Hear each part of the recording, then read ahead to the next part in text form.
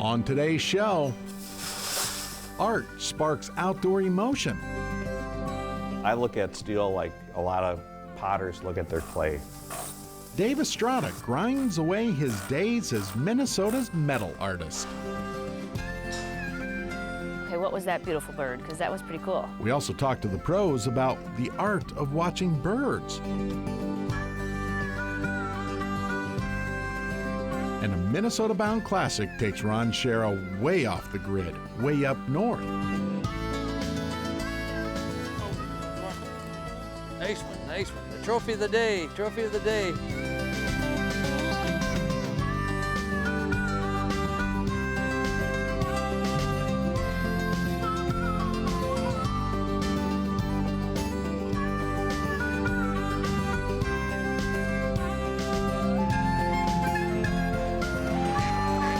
Minnesota Bound. Brought to you by Minnesota's select GMC dealers. Hi, everybody. Bill and I welcome you to Minnesota Bound. Up first, it's the art of the outdoors. Seen through the eyes of Dave Estrada, a guy who doesn't mind grinding away his days in the shop. You mean studio?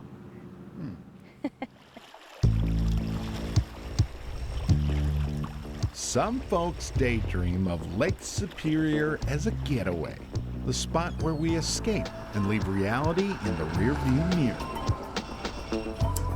Dave Estrada sure bought in. Check out his cottage.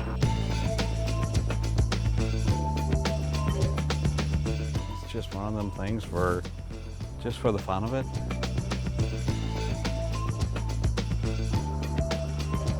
I wanted to have something that was big and powerful and strong, and so you got to have a T-Rex if you're going to do that. Estrada's lakeside landscape definitely reflects who he is and, more importantly, what he does. Hopefully I got a nice clean tip here.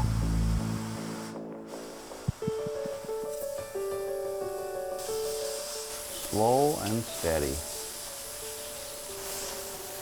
Something you don't want to have a lot of coffee before doing.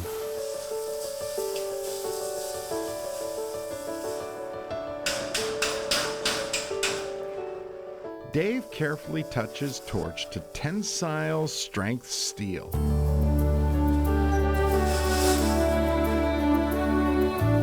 My wife, she used to drag me to art shows when we were young.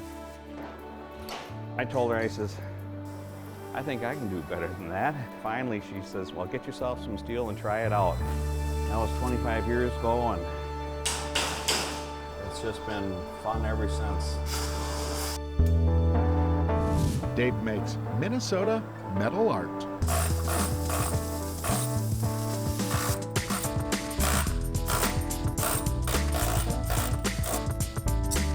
I look at steel like a lot of potters look at their clay. It seemed like I got into doing birds, woodpeckers, blue herons, eagles. Critters that reflect Estrada's passion for life outdoors. Even so, makes sense this steel-hardened artist would keep a soft spot for a slightly more spine-tingling subject. This is Ceratosaurus, just a little bit of a breeze. This will have movement in it. Movement makes it feel more alive, I guess. Estrada hit a bird feeder between the big, jagged jaw. You can put black sunflower seed on the inside of it. The poor songbirds.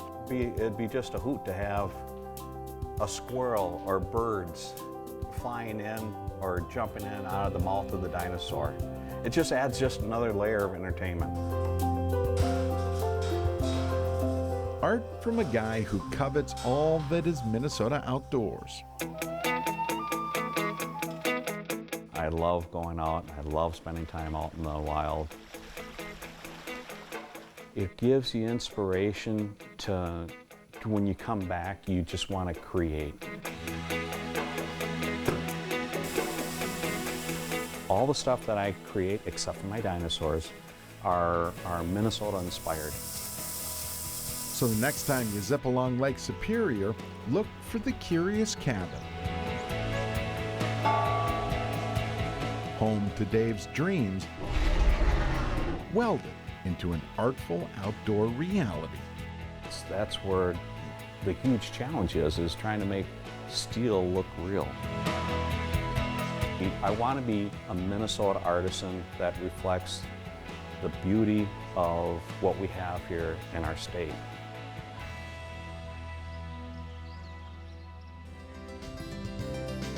Binoculars are essential for Up next, the tricks of the trade to watching birds.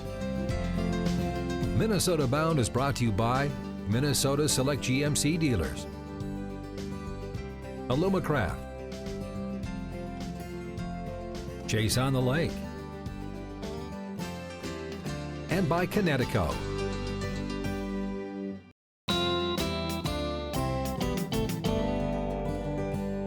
Welcome back to the show. In my next Getting Started story, I explore the Eloise Butler Wildflower Garden, and I met their master birder. It's Birdwatching 101. Many of us are curious about our feathered friends. Have you ever considered bird watching? I'm at the Eloise Butler Wildflower Garden and Bird Sanctuary to meet with a birding expert to learn how to get started. Hi, Kara. Hi, Laura. Thanks for having us. Well, thanks for coming. Welcome to Eloise Butler Wildflower Garden and Bird Sanctuary. Thank you. Now, I hear you are the expert when it comes to bird watching, and I want to know how I can get started. Well, perfect. You came to the right place. One thing I think is really important if you want to get started in birding is to get yourself a field guide. I have a field guide for all the birds of the United States, but that's a bit bulky to bring with me when I'm going birding, so I also like to have a field guide of the birds of just Minnesota. Perfect. Now, I'm guessing if there's one thing you can't live without, it would be binoculars. That's right. So binoculars are essential for going birding. The pair that you have there are great. They're a great starter pair. Lightweight, 8 magnification, which is pretty standard. If you really want to get into birding, I would consider getting a bigger pair. Still an 8 magnification, which is pretty easy to control, but also a little bit wider lens. So that means it brings in more light, gives you a clear view of those birds. Now, I also noticed you have this really cool contraption to balance your binoculars. Yes, so I have a nice harness that I like to sport. So if I'm going out birding for 5-6 hours, it really takes the pressure off my back so I can just continue birding with ease. Excellent. Well, I'm ready to find some birds. Are you? Yeah, let's go find some birds. Okay, let's do it. Sweet. So, Kara, what type of birds would we find in the sanctuary today? So we're in the woodland now, so we should be on the lookout for some northern cardinals, downy and hairy woodpeckers. We also have a pileated woodpecker that calls these woods its home.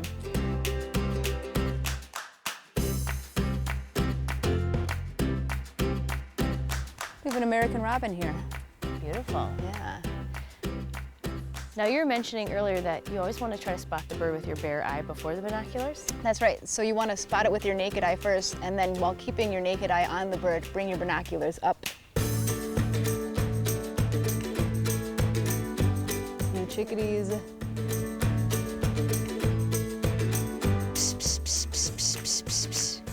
Now, I'm beginning to think you're the bird whisperer.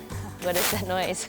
So that's called pishing. Okay. And when you make that noise, it kind of sounds like a bird scolding sound. So every once in a while, it can help draw a bird out of a bush to kind of check out what's going on.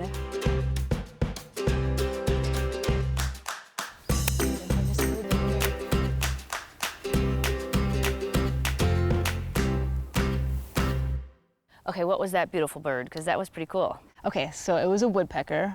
Right, we've got that down, but now we have to narrow it down a little bit and figure out which kind of woodpecker it was. Okay. So we have our book here, our guidebook. Let's get to our woodpeckers, see if we see. It looks similar to that. It looks similar to that, it did, but did you notice a red neck? I did 'Cause not. I did not, that's right, exactly. So let's keep switching through. Here we go. So we have both the downy and the hairy woodpecker. Very, very similar looking birds. The difference here is the size. What we were looking at here was a downy woodpecker. Has a shorter bill, a smaller size than the hairy woodpecker. So I think what we were seeing here were downy woodpeckers. I do too. Yeah. Very cool. Why is the bird sanctuary such a great place to get started bird watching? So if you look around, we have a lot of native plants here. And native plants means lots of food. So there's lots of berries and seeds for them to be eating, and also lots of insects. Ooh, lots of bugs, but that means lots of birds. That's right, lots of bird food. Well, thanks, Kara, for the great tour. We saw quite a few species today. And I also understand that you offer tours if you don't necessarily want to get started birding alone. That's right. So we have free weekly birding programs here at the garden throughout the season. Awesome. Yeah, so now you're ready. I graduated. You know the basics of birding. Okay. Happy birding. Thank you. See ya. So there you have it. If you want to get started birding, stop by the Eloise Butler Wildflower Garden and Bird Sanctuary. But most important, just get outdoors. I think I see one. Chop these up. So slice these up. Still ahead, we get wild in the kitchen with venison in the off-season. It smells so good. Closed captioning is brought to you by Minnesota Rebab.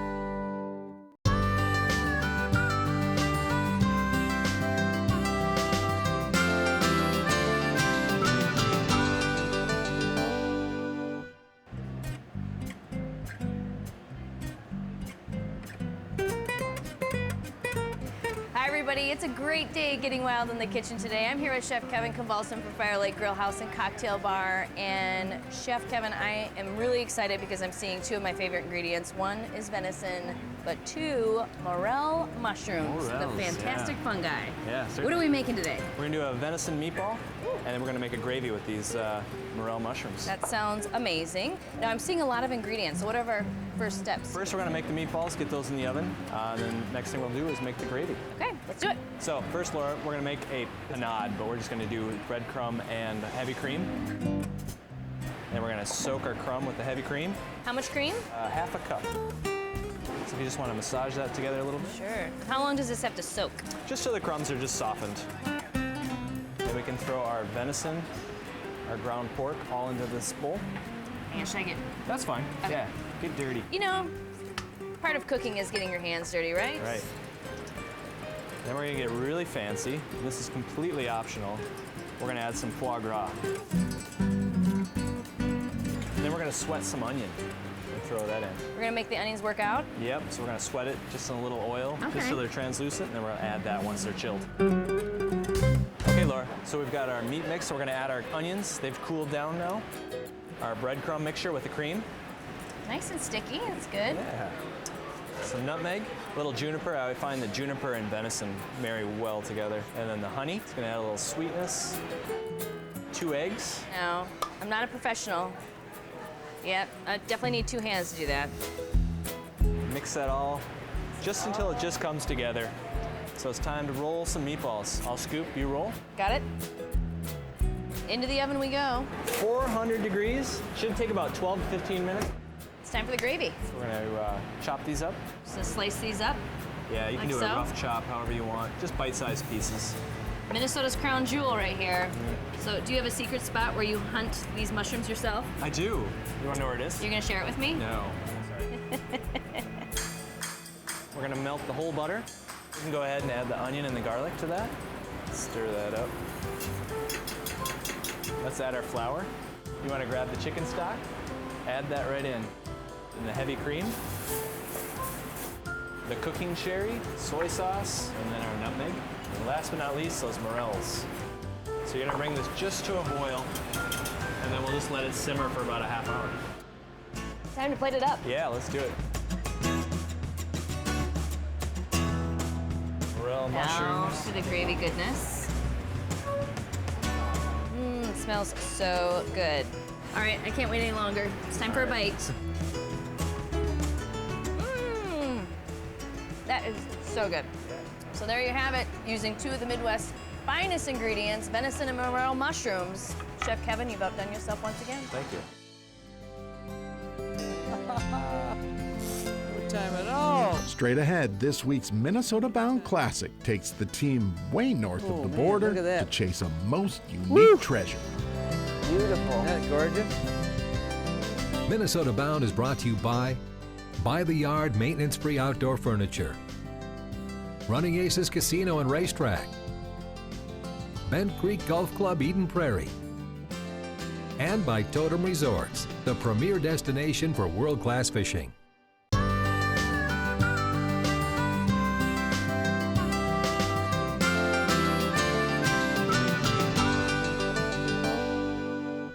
Today's Minnesota-bound classic takes Ron Schara way north of the border to a spot where, for once, fishing is catching.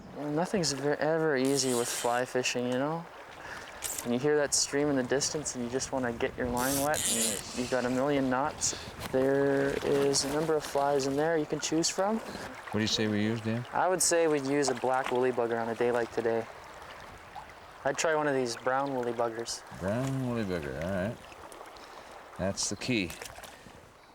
You try brown, I'll try green with a white hackle. Common sense says, here on the tundra, an Arctic grayling ought to eat anything.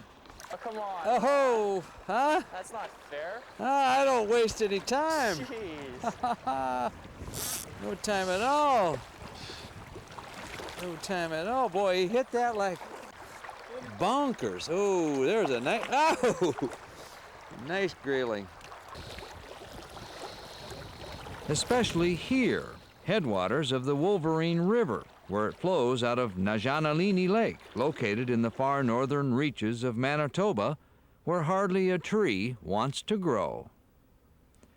The treeless terrain is also home for caribou, the deer of the north. In early autumn, this colorful landscape is the migratory path of white-maned bulls and brown-drab cows.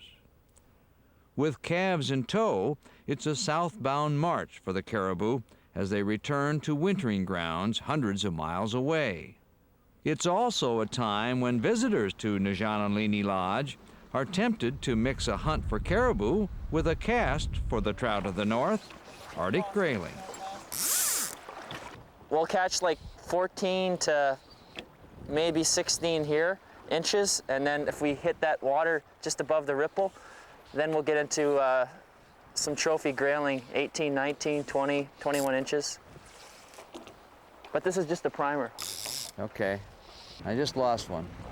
That was a rock. Oh, is that a fish? It is! It is a fish. Aha! Oh, this is, look at this, see the tip of his fin? Yeah. That's really gorgeous. Oh, beautiful. Look at that redness. Almost always hungry, grayling can make a fly fishing expert out of anybody. Woo! He's a dandy. As I was saying, I was just kind of twitching it, just real short twitches like that, back against the current. Oh, there's one. Nice one, nice one. The trophy of the day, trophy of the day. I saw him come up and take it. Ha ha! Whoa! You want a hand, Ron? Yeah, I'm all right. Oh, that is a heavier fish. Yeah. A mermaid of the north. Oh man, look at that one. Woo! Beautiful. Isn't that gorgeous? That's a beautiful grayling. Nobody was calling me gorgeous, casting a fly rod while dressed in caribou hunting clothes. But the fish didn't seem to mind. Okay, Ron, I want that fly back. That's a little guy. Oh, he's making up for vigor, though. You're just thick. Come on, baby, come on. Now we've got barbless hooks. It's the Manitoba rule. Are you ready for this rod? Yeah, thanks for passing it to me. Right. There we See go. what I could find in the water. More properly dressed, Dan, my guide, decided to wade for bigger grayling. If you go down, you're on your way to Hudson Bay, you know that. At Churchill with the polar bears. A fish of the shallows, grayling magically disappear amid the rocks, and you think they're gone. What do you think, Ron? Time to move on? Yeah. Let's go find another hot spot. Oh, there's one. Uh-oh, you got I one? plucked it from underneath you. It was too close to me. Maybe we better stay.